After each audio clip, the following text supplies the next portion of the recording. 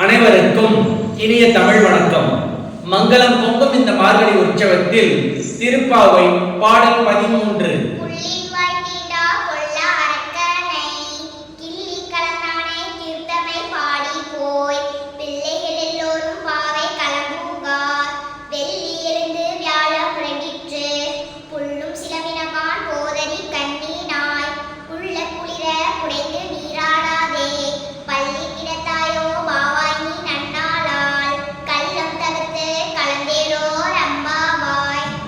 மானின் முகத்தில் குவளை மலர்கள் மலர்ந்தது போல அழகிய வடிவத்தை உடையவளே, இரவின் இருள் மறைத்து விட்டது, சூரியனின் ஒளிக்கதிர்கள் எழுந்து விட்டன, பறவைகள் இசைக்கின்றன.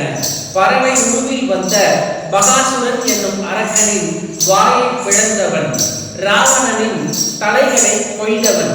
அப்படிப்பட்ட ஸ்ரீமன் நாராயணனின் புகழை பாடி நம் தோழியர் அனைவரும் ஏற்கனவே பாவை நோன்பு மேற்கொள்ளும் இடத்திற்கு சென்று விட்டார்கள்.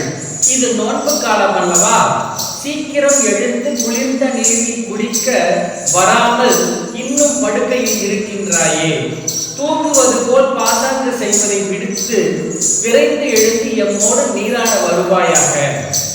அதாவது நல்ல விஷயங்களுக்கு செல்லும் போது மனம் இல்லாத பொல்லாத சாக்குகளை சொல்கிறது.